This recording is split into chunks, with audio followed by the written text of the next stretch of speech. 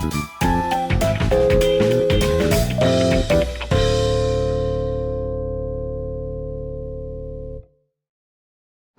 kasih atas kesempatan yang diberikan kepada saya. Yang saya hormati Pastor Lukas, Pastor Rusdin, para panelis, serta ibu bapak, saudara-saudari yang terkasih. Salam.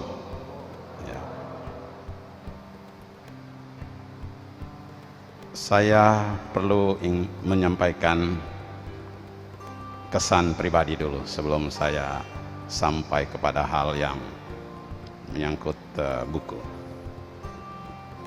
Ketika saya pertama kali disampaikan oleh Pak Frans, rekan saya, senior saya di PMKRI, siap menjadi panelis bedah buku dari Pastor Lukas dan diikuti oleh Ibu Olivia, saya langsung menyatakan oke.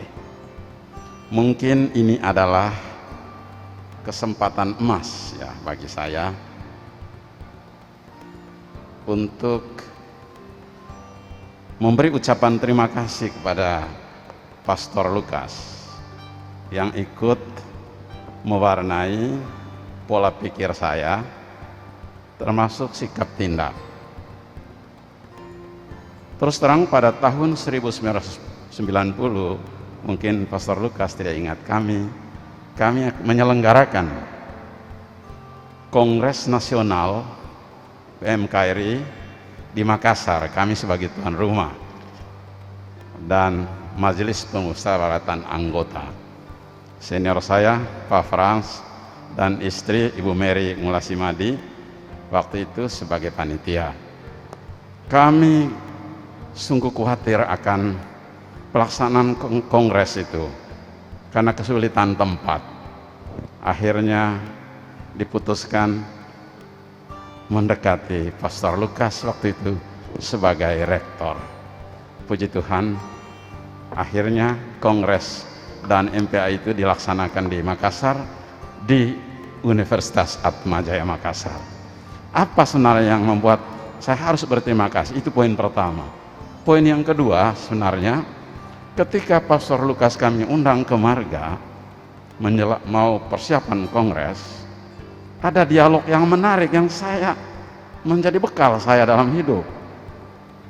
Dalam diskusi itu, Ketua PMKRI Pusat dan teman-teman bersemangat, ya perlunya solidaritas sosial.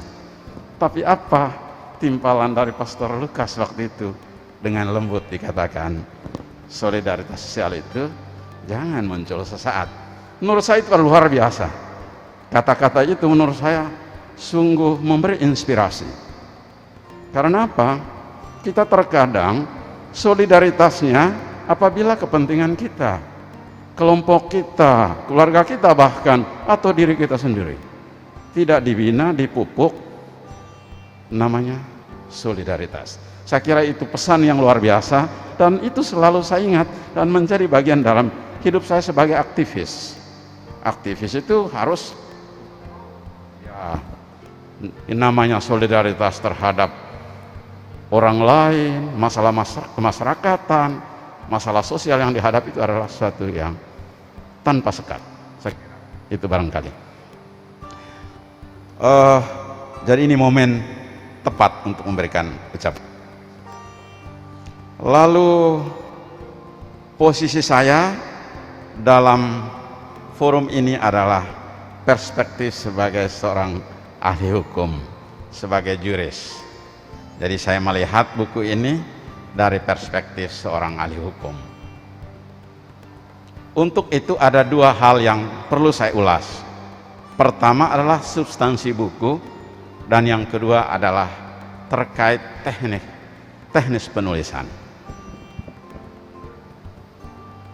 Terkait isi buku, saya sungguh memberi apresiasi terhadap Pastor Lukas, karena di tengah kesibukannya sebagai pastor paroki, sebagai Hakim Pengadilan Gerejawi KAMS, dan tugas lainnya, Pastor Lukas mampu menghasilkan karya monumental menurut saya. Bukan isapan jempol kata-kata saya ini, saya baca buku luar biasa. Ini karya monumental. Great job orang bilang kalau orang luar negerinya. Karya agung dari Pastor Lukas.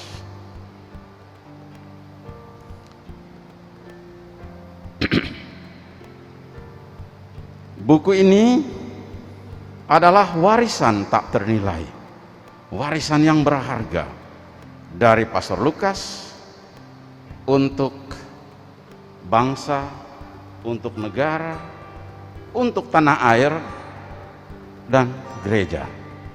Yang terkait dengan hal itu, semboyan yang selalu menjadi pegangan umat Katolik itu adalah Pro Ecclesia et Patria. Buku ini menurut saya termasuk buku langka. Waktu saya mahasiswa dulu sulit sekali mencari buku referensi ini. Padahal saya seorang sarjana, seorang mahasiswa hukum, penting untuk mendapatkan pengetahuan tentang hukum perkawinan Katolik. Buku ini langka, ya bukan hanya sekedar langkanya, tapi kedalaman penulisannya dan komprehensif seperti para panelis lainnya. Jadi langka karena dalam penulisannya dan komprehensif.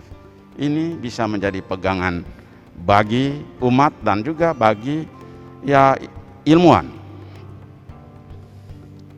Kehadiran buku ini sungguh menjadi bahan masukan dalam pelaksanaan perkawinan Katolik di Indonesia sebagaimana diatur dalam Undang-Undang Nomor 1 Tahun 75 tentang perkawinan.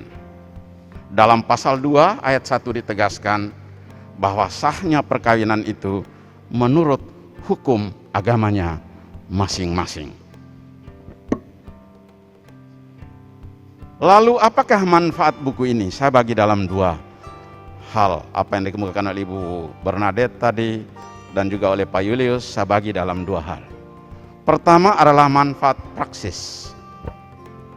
Dari segi praksis, buku ini sebagai pedoman bagi aparat negara, bagi aparat penegak hukum, dan juga bagi umat Katolik, bagi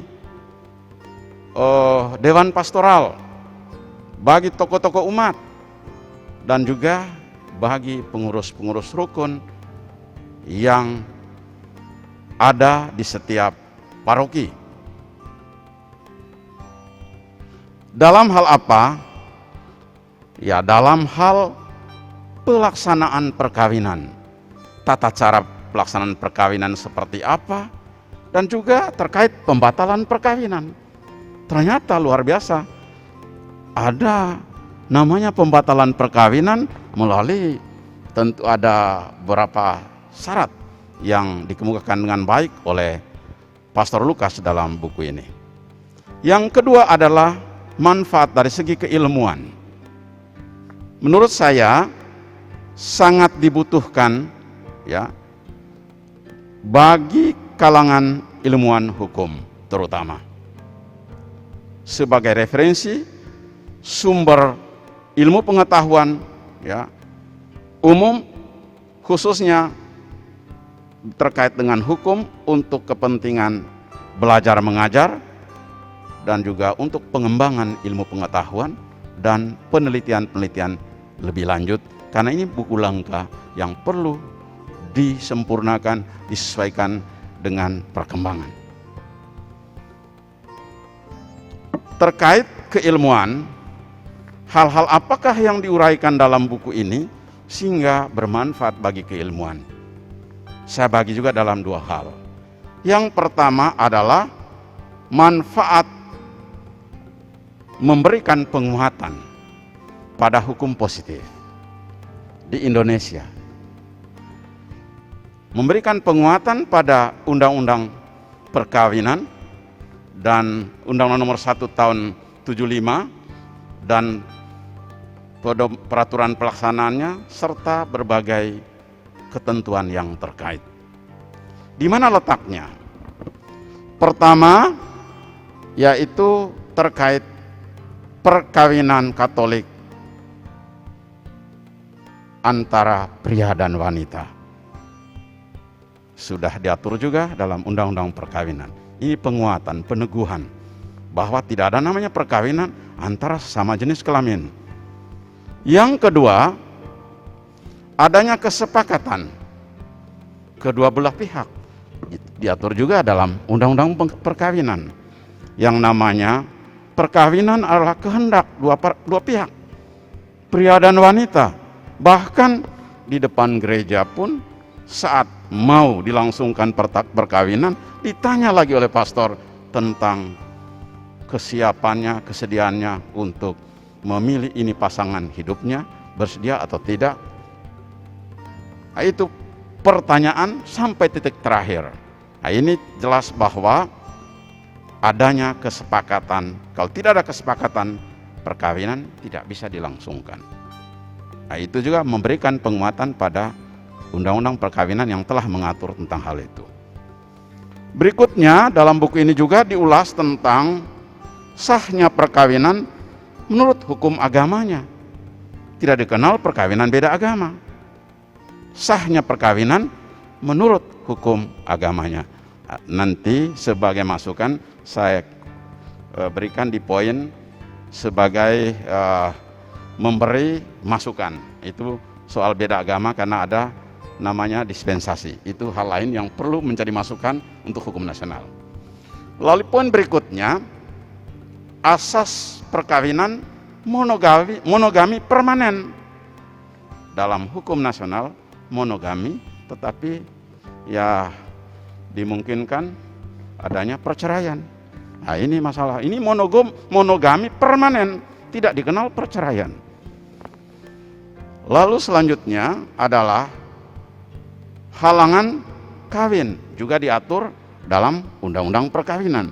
Ini memberi penguatan kepada hukum nasional yang terkait dengan perkawinan. Antara lain dalam buku ini diulas halangan perkawinan itu belum cukup umur, diatur juga dalam Undang-Undang Perkawinan, beda umurnya saja. Kalau dalam Undang-Undang Perkawinan 19 tahun sudah ada perubahan melalui Undang-Undang Nomor 16 Tahun 2019, penyempurnaan dari Undang-Undang Perkawinan atau perubahan, umurnya sama-sama 19 tahun, pria dan wanita. Dalam hukum kanonik kita 16 dan 14. Jadi itu barangkali artinya ada usia minimum perkawinan. Berikutnya lagi terkait terikat perkawinan, tidak terikat tali perkawinan antara satu dengan yang lain, tidak boleh terikat tali perkawinan. Kalau si A punya istri lalu kawin, ya terikat. Tidak boleh terikat tali perkawinan dengan yang lain. Ya betul-betul pria yang masih jomblo dengan laki-laki yang jomblo juga. Diatur juga menyangkut perkawinan, ya beda agama, halangan beda agama. Diatur halangan kejahatan, yaitu terkait penculikan dan kriminalitas. Diatur juga dalam Undang-Undang Perkawinan. Dan hubungan keluarga, hubungan saudara dan semenda, itu juga menjadi halangan untuk perkawinan. Lalu di manakah aspek yang memberikan masukan buat hukum positif dalam rangka pembaharuan?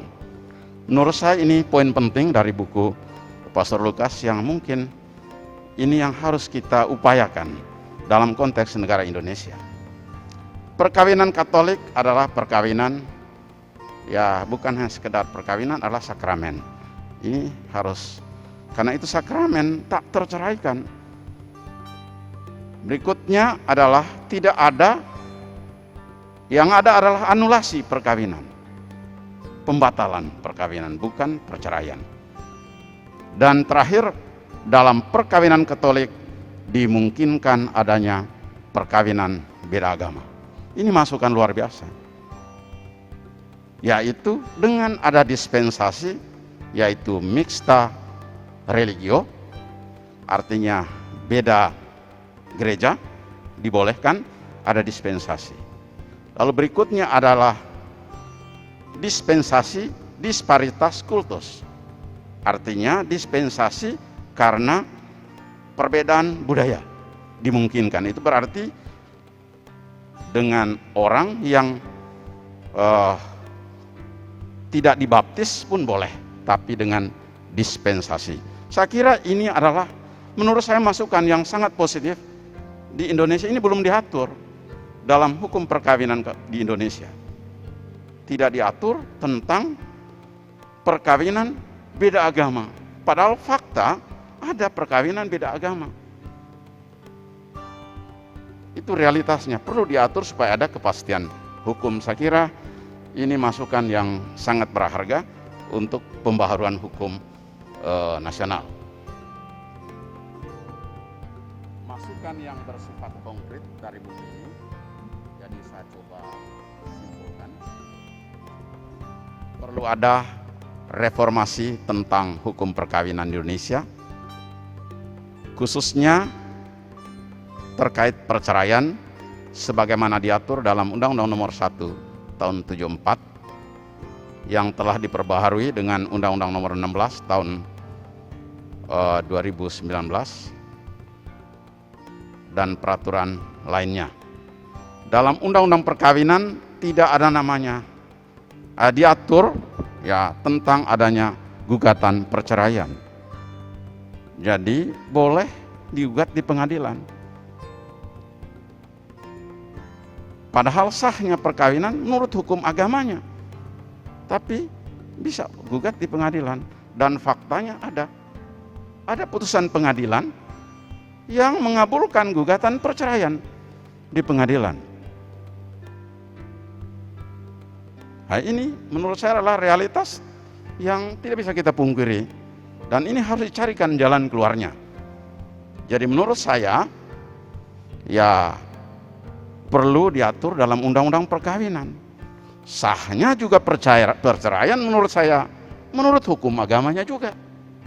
Jangan hanya sahnya perkawinan menurut hukum agamanya masing-masing, tetapi perceraiannya tidak diatur, sehingga bisa terjadi perceraian ya menurut hukum agama belum cerai orangnya, tapi bisa melakukan perceraian dengan gugatan perdata di pengadilan. Ini menurut saya mungkin yang perlu diperjuangkan dalam kaitan dengan masukan dari penulisan buku ini. Perlu diatur dalam Undang-Undang Perkawinan RI tentang perkawinan beda agama.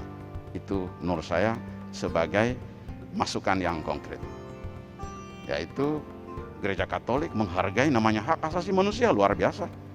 Realitas hubungan interaksi antara satu dengan yang lain di dalam negara yang begitu majemuk itu tidak bisa kita pungkiri, tidak bisa kita menafikan hal itu.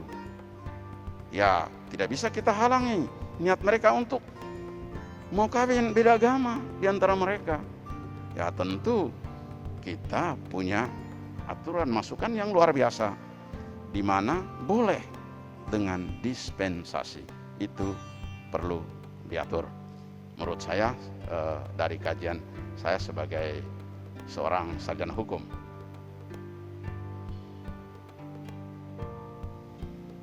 Lalu bagaimana dengan teknis penulisan buku? Kalau teknis menurut saya buku ini ditulis dengan bahasa Indonesia yang baku menurut saya ya. Dan ulasan yang mudah dipahami. Hal itu didukung oleh variasi dalam penyajian materi berupa tabel, gambar, bahkan ada stressing, penekanan kata dengan di bold atau di tanda petik, memudahkan kita, oh ini seperti ini pemahamannya. Sambil contoh untuk mudah memahami itu di halaman 34 Di situ ditulis tentang tampilan perbedaan sistem hukum kontinental dengan Anglo-Saxon. Di situ Pastor Lukas memberikan di bold itu kata kodifikasi, proses peradilan, perkembangan hukum. Jadi 3 hal ini di mana letak perbedaannya antara sistem hukum kontinental dengan sistem hukum Anglo-Saxon. Itu sangat membantu pembaca untuk lebih memudahkan memahami materi. Saya kira itu poin itu dari saya. Lalu kekurangannya, ya saya harus katakan, ya saya baca di akhir, di mana Pastor Lukas di sini masa jabatan sebagai rektor Atmajaya ini 91 sampai 94. Itu sepertinya kurang pas. Kayaknya tahun 93 mungkin berakhir di Atmajaya, Pastor ya. Bukan 93, nanti dicek datanya. Karena ini penting supaya biodata Pastor Lukas ini jelas gitu ya. Jangan sampai kita ngarang masukannya. Ini pemahaman saya tentang hal itu.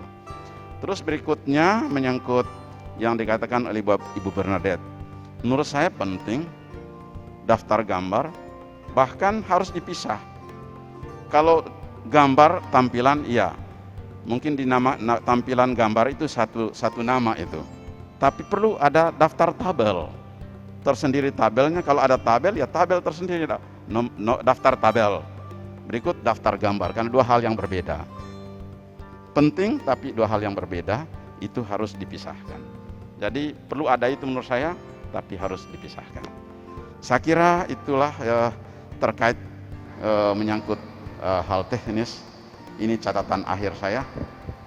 Semoga buku ini memperoleh sambutan yang positif dari masyarakat Indonesia, khususnya dalam lingkungan Gereja Katolik KAMS.